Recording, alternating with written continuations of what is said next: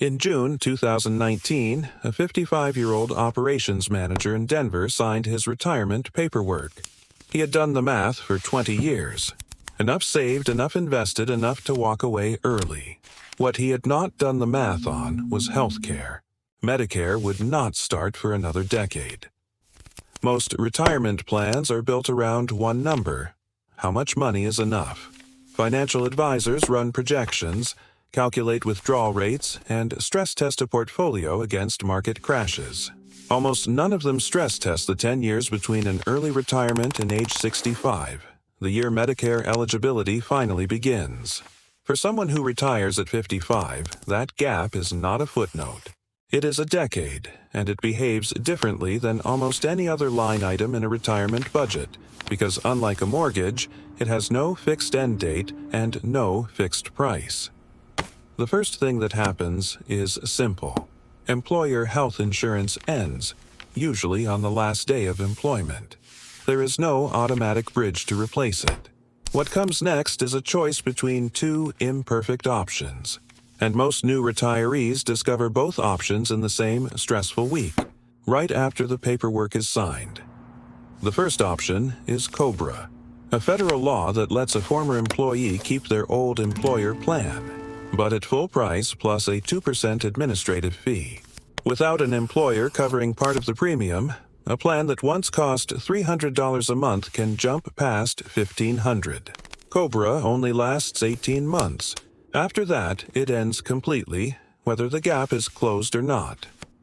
The second option is the ACA Marketplace, where premiums are based on income, age, and location. For a 55-year-old, Marketplace premiums run higher than they do for a 30-year-old, because age rating rules allow insurers to charge older applicants up to 3 times more. A single 55-year-old can expect a Marketplace plan costing over $800 a month before any subsidy is applied. For a couple, the number often doubles, sometimes exceeding $1,600 a month before factoring in deductibles. Here is where it gets complicated. Subsidies exist to lower that cost, but they are tied to income, not savings. A retiree with $2 million sitting in a 401k can still qualify for a large subsidy, because the subsidy formula only looks at taxable income reported that year, not net worth.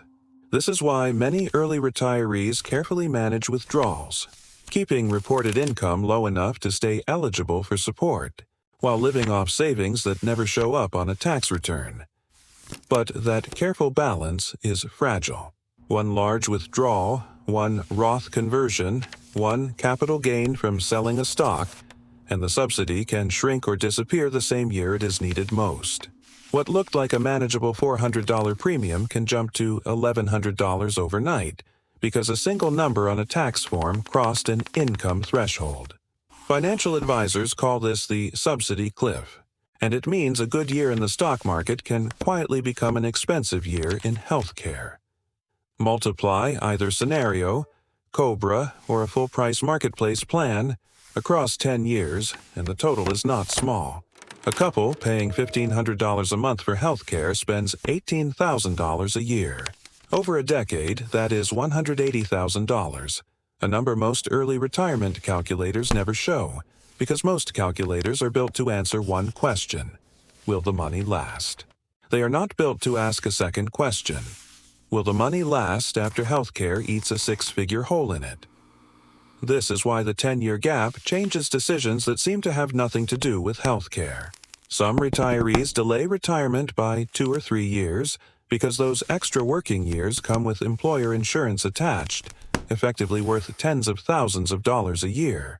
Others choose part-time work specifically because certain employers offer health benefits even for reduced hours, trading a paycheck for coverage.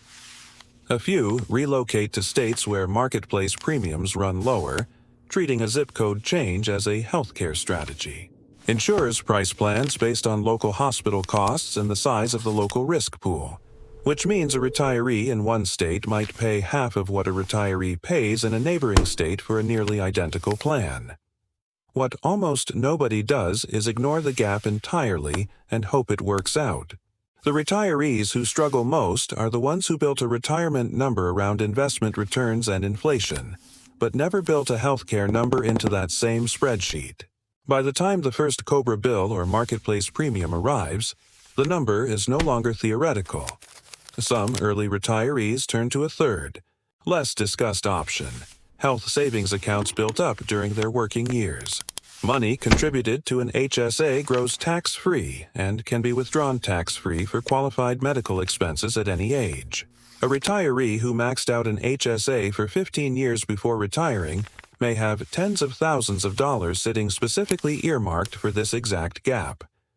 The gap also does not end cleanly at 65.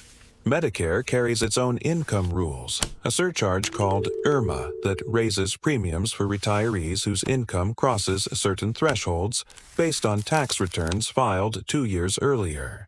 A large withdrawal made at 63 can quietly raise a Medicare bill at 65, meaning the subsidy cliff has a distant cousin waiting on the other side of the gap. The gap does eventually close. At 65, Medicare begins, premiums drop, and the bridge years become a memory. But for the 10 years before that birthday, healthcare is not a side expense. For many early retirees, it becomes the second largest line item in the entire retirement budget. Right behind housing, the operations manager from Denver eventually found his own version of a bridge, splitting the difference between COBRA for the first year and a Marketplace plan after that, carefully tracking his withdrawals each December to stay under the income threshold that kept his subsidy intact. 10 years. One decision made at 55, and a bill nobody put in the plan.